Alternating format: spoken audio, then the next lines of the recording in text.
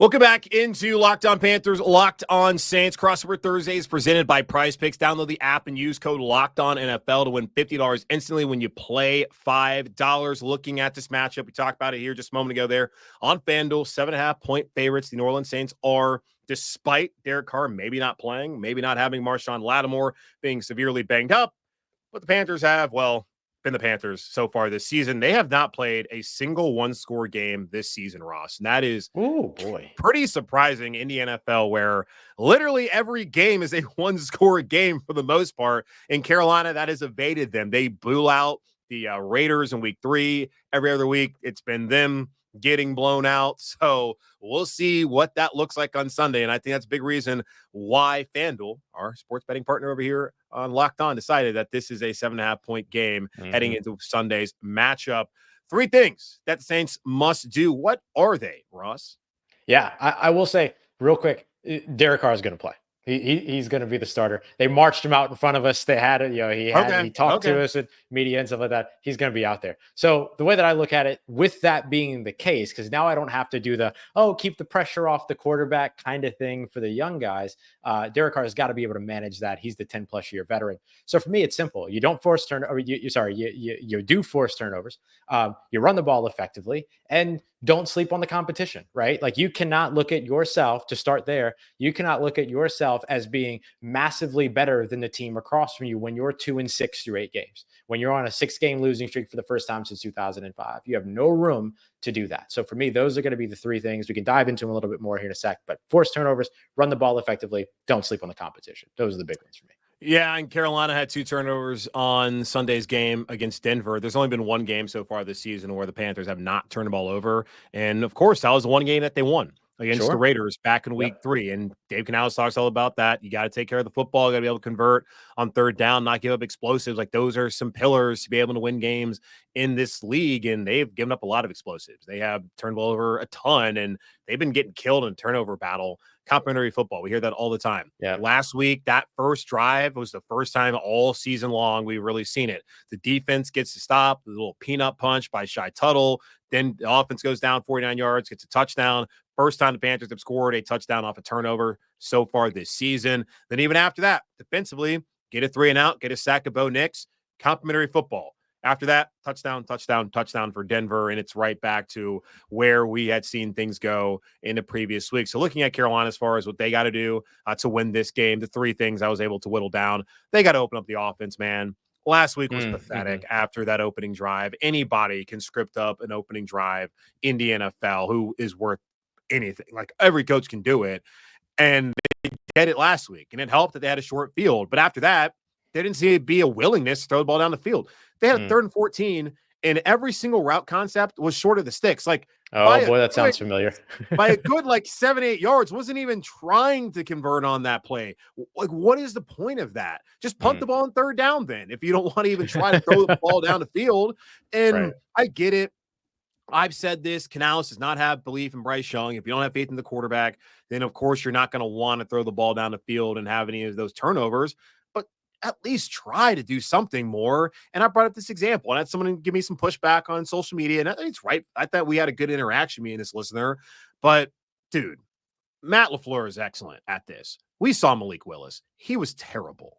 And I talk about building a game plan around Malik Willis' strengths. You looked at him play in Tennessee, you would think he doesn't have any strengths at all, but we did see what those were in those 2 games earlier this season when Green Bay won without Jordan Love. Now, this person said, what strengths does Bryce Young have? Well, he has strengths. Go accentuate whatever those are. You're the coach. You should know what they are more so than we should know, since you see him every single day, unless he doesn't have any at all.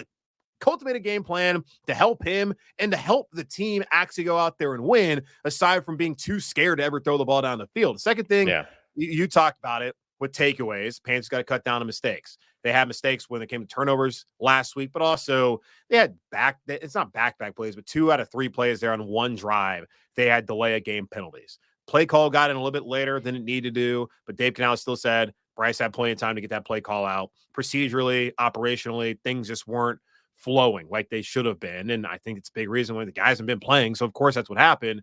Bryce Young's got to be better in that asset and that facet rather, and not give up the ball as far as interceptions. And the last thing, it comes honestly back to takeaways. Defense had 2 last week. We have not seen the Panthers defense get a lot of takeaways this season. If they're able to turn over Derek Carr, able to turn over the Saints in general, like that's a game that they can win. They can play some complimentary football, which you did see briefly in the first couple of series there against Denver on Sunday.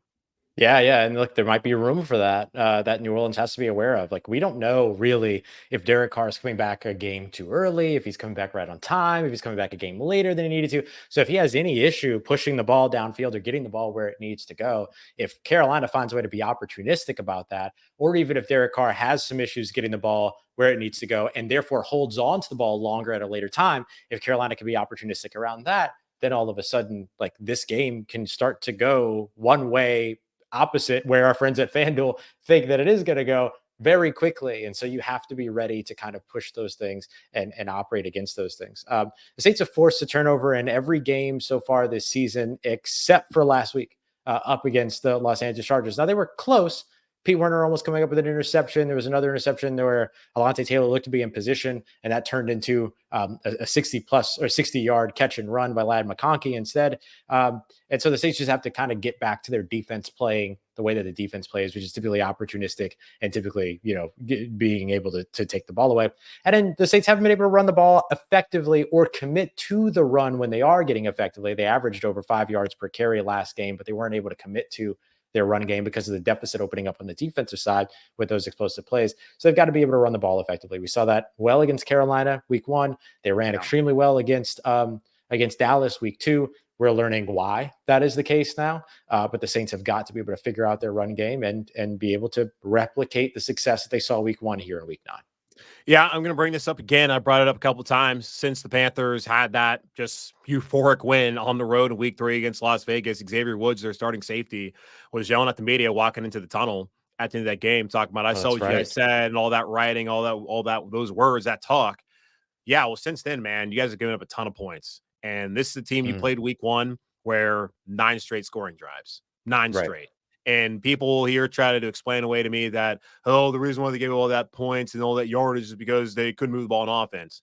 Well, it turns out the defense is just terrible. And all right, Xavier, guys haven't won a game since then. Defense has been terrible.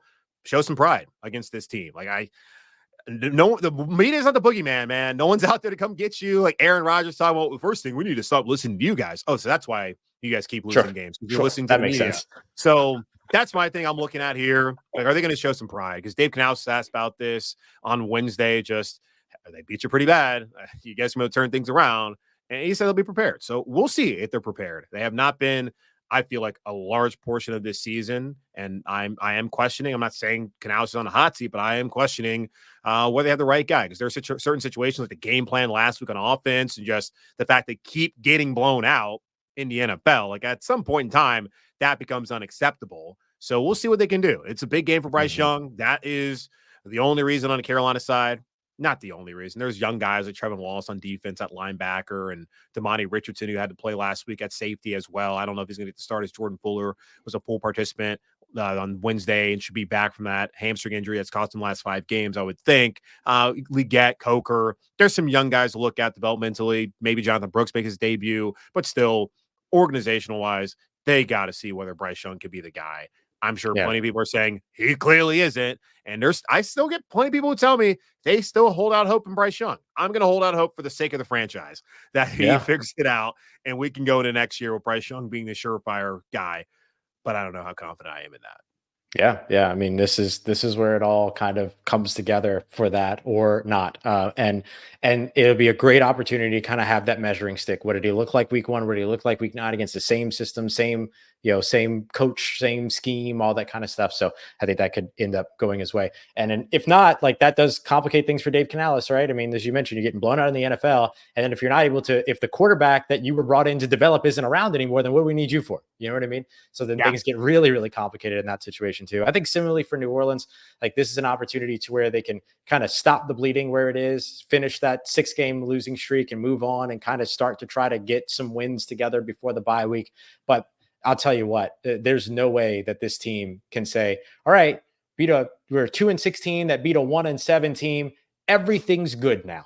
You know what I mean? Not going to be able to sell that to this fan base, and rightfully so. Not going to be able to sell that to those players. They got to string together success, which is something that they haven't shown the propensity to do over the course of the past couple of seasons. It's been very roller coaster, Julian. Win a couple games, lose a couple games, win a couple games, lose a couple games.